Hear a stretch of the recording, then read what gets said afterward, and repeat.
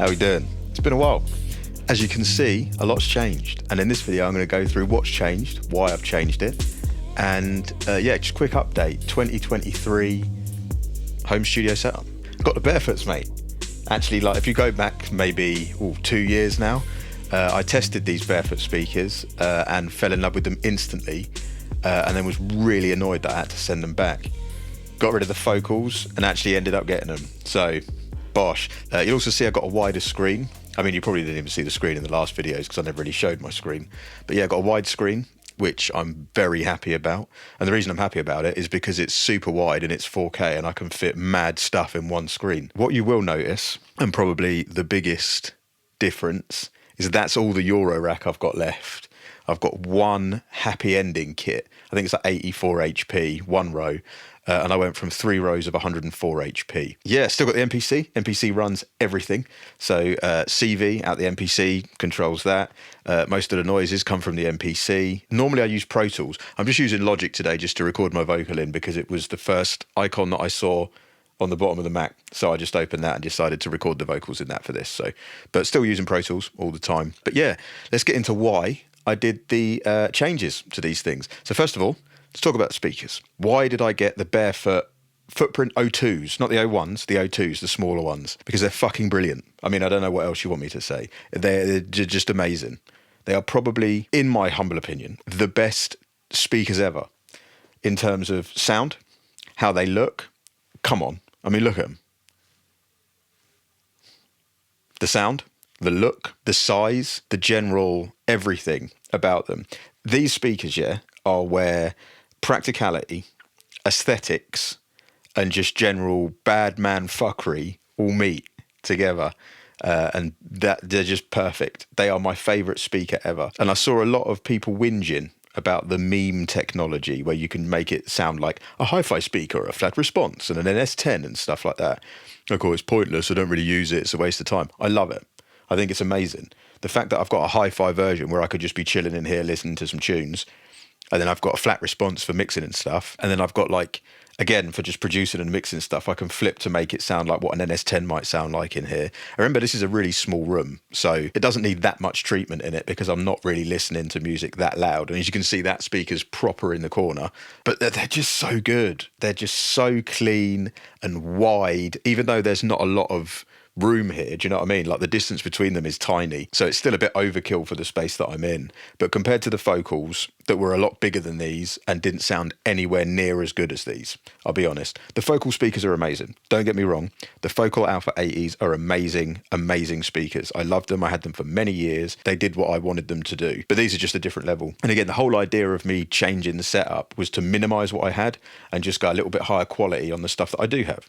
So that's the speakers. Next, let's move to the screen. So yeah, I got I think it's a 34-inch monitor, Philips one, super wide screen. I went for a gaming screen, right? Because I wanted really good resolution and I want it to be nice and wide. And the main reason, I know this is going to sound like douchey, but the main reason is with my other screen, half of the shit at the top, so like the stuff across the top of the screen, like the toolbar, especially in Pro Tools, I had to like think about what one I was going to, like what views I was going to have up because I couldn't fit all of them in one. And it was really annoying. I know it's sort of first world problems, but it was really annoying. Whereas now I've got like half of the screen left of empty toolbar and it's just so freeing and open. Because I do a lot of work from here, because I'm a lecturer, so I lecture at university for music production.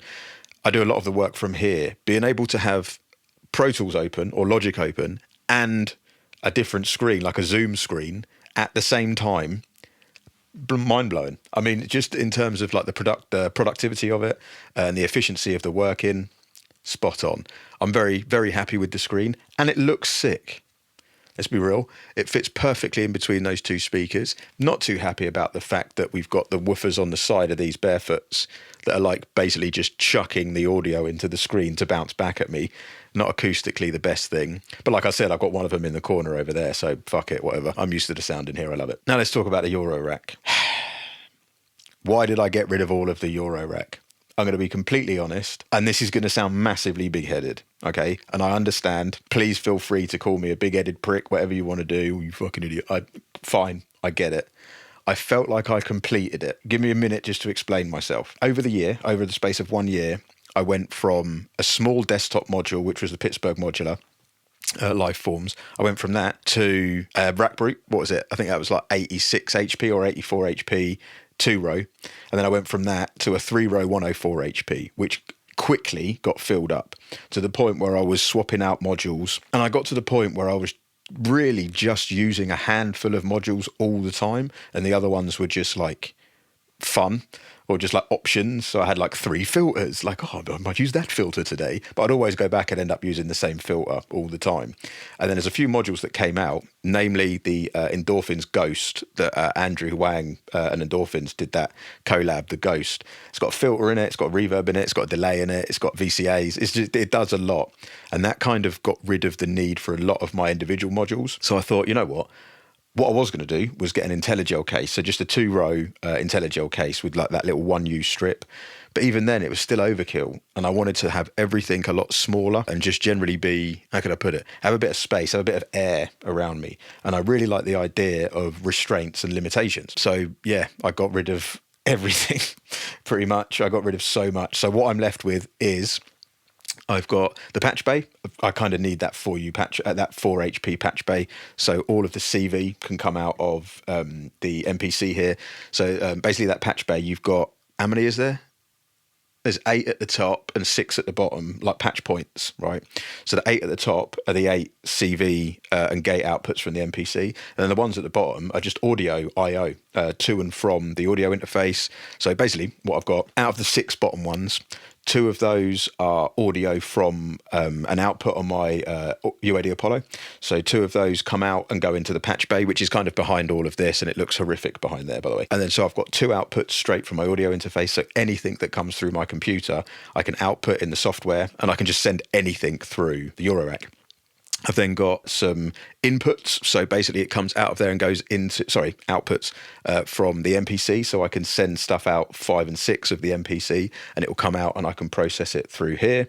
And then at the bottom, it's just got 2 outputs. So I could have stuff going in as an extra set of stereo inputs from the Eurorack. I've got Pam's Pro workout. So when that came out, I still had Pam's new workout and I was using both of them together. So I had 16 possible outputs of gate or CV. That was awesome. But then it was the limitation thing. It was like, I've got 16 and I was just doing stupid shit with it just because I could. And then when I thought, actually just sack off the old one, I found that I was using it far more creatively with workarounds. And there's a lot of other features in this new Pro workout that wasn't in the other one. So I sold the other one.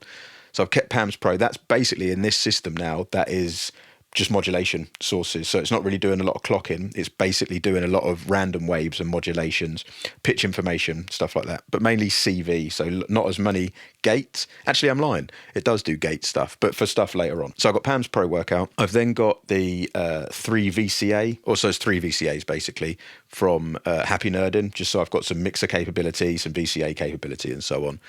Then there's Platts. So it's the Beehive version, updated to the new sort of FM DX7 patches. Every video I've seen of it, of the DX7 stuff, they all sound amazing. And then when I use exactly the same things in it, never sounds the same as that one. Like, I don't know why. It could just be some shit, but it doesn't, I don't know. But I've got that anyway, purely because it's one tiny little 8 HP module that's got a massive amount of sound possibility from it.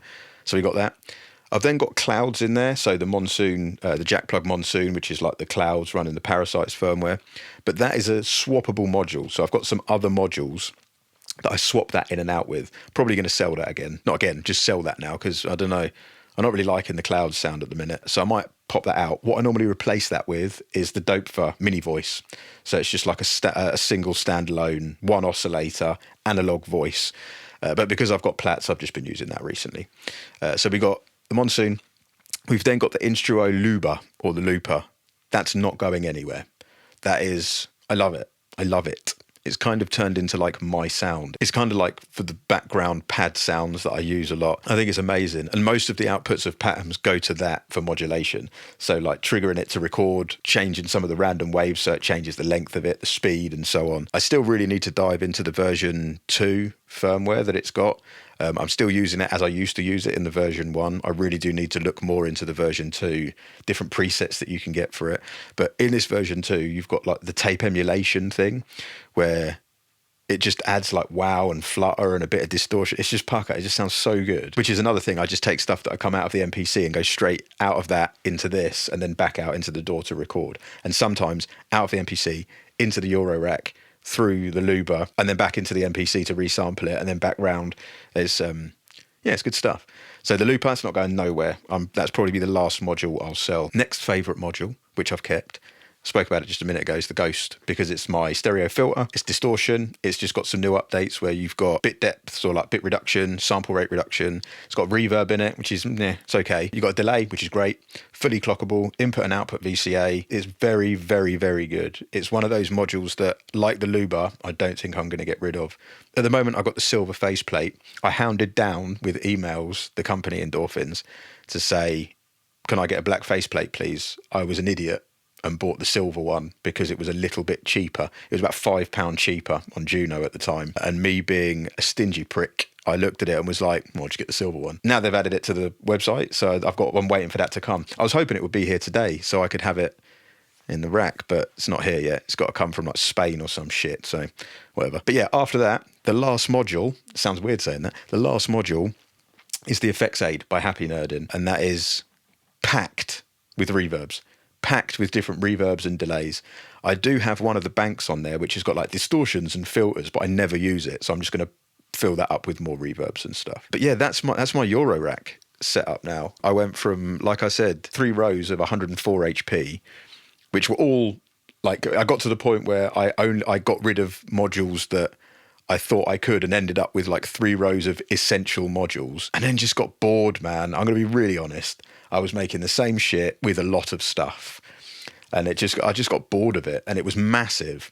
It was just so big, which meant I couldn't have a screen because I'm in this tiny space. It was just like, nah, man. I wanted a bit more space around me. I wanted to have a screen again that was a bit bigger, really for practicality. And I'm 38 years old. So put your toys away, mate. Pull your trousers up. Do something fucking worth it. Do you know what I mean? What are you doing? You're 38. Like, what are you doing? Playing with toys and twiddling knobs and that, you fucking loser. Yeah, so I've just downsized it a bit, and I'm really liking what I've ended up with here. The main focus now of this modular setup is no longer a song machine. So what I was making before with the big setup, I wanted a full song machine. I didn't want to have to use anything else other than an MPC. And for a very long time, the MPC did nothing but press play and send clock out to the modular, right? Neglected the MPC massively. I've got back into the MPC hugely because it's just awesome. It's just so good. So a lot of my noise is coming from here. And I'm using this as either a outboard effects box where I can go through again, put it through some tapey style sounds, manipulate it with some tape, and I've got a load of different effects and filtering and things that I can modulate with it. So it's like an effects box, but it's also an ambient machine. So like I say, with one voice, I've got the Plats in there. I've got Pam's Pro Workout, which can trigger Plats to trigger the noises. I can also send CV from that with quantized pitch, and then just run the rest of it through a load of effects and still make the same sort of ambient that I was making before, which I'm very happy with. And I'm actually really gassed about having a little amount of it. I'd much prefer having less than I did more. It sounds weird. It was horrible, first of all, boxing up all the things and selling them on Reverb. It is what it is. Quick story about Reverb, and I don't know if you're going to watch this. You might be watching this video. I sold one module to someone that asked me about the smell of a module. Now, I'm extremely clean. I'm going to be completely honest with you. The fact that there's a hair there right now has been pissing me off since I started this video. I'm extremely clean, okay? This is a clean space. Everything is nicely symmetrical, a bit OCD on that. And the guy wanted to send a module back because he said it smelt weird, and asked me if I had a damp problem or pets, or basically if I was a scruffy cunt. I'm not. I've never heard of this before. A module smelling. How close do you have to be to it to notice a smell coming from it that's not burning? It was like, it smells a bit damp. Brethren, why are you sniffing the modules, brother? I've never got close to gear. I'm pretty sure it was just the packaging, because sometimes packaging stinks. Like if you ever got something from Amazon, smell the packaging. It smells like sick. It smells disgusting. It smells like someone's puked on dog shit. It stinks. And I know it was that was a smell, but this guy was adamant that it was because I was a dirty bastard. We've resolved that anyway. it's fine. Let's move on from that. You can tell it hurt a little bit. I was like, excuse me, is there damp in your house? No, there isn't fucking damp in my house. What's wrong with you? Is there damp in your house? Why are you sniffing it? Why are you taping it to your face? Put your trousers up. Yeah, that's the setup. Still running the Apollo down there. I'm thinking of selling the Apollo and a couple of other hardware bits in the rack, like compressor and stuff, and getting the SSL Big 6 and using that as my audio interface and running every output from here into that as a track and having multiple outputs from each of the individual modules here to the desk. But then it means that all of this is going to be taken up again and I don't have all of this space for activities. I mean, that's kind of short. I haven't got much to talk about, have I? But yeah, that's the 2023 studio setup. We're running a tiny little rack now, which I'm very happy with, and I like how small it is. MPC is still king, runs everything. Nice wide big monitor to work with. New set of monitors, Bosch, Barefoot A2, finally did it. Said I was going to do it, didn't I? Sold the focals. I sold everything. I sold everything on Reverb within a week and a half, which was insane. And I wanted these speakers so bad, and I could only buy the speakers if I sold the vast majority of my modules because I've got bills and kids and shit. But I'm very happy. Any questions, please feel free to leave them under this video. If you've subscribed already, thank you. If not, fine, I don't care. I don't care. If you want to watch the video and you get something out of it, awesome. If you don't want to subscribe, I don't get no money. I don't get paid from this. So if you don't want to subscribe, Kirsty, don't worry about it. But if you've got any questions, please, I'll be more than happy to answer. The reason I'm doing this video today is because I got a comment on my old rig rundown from a guy called Ross, I think. Really nice comment. It was lovely. And it just made me think, yeah, I haven't done a video in a long time, a very long time. So this is it, 2023 studio setup, the update, version 2. So yeah, take it easy. See you next time.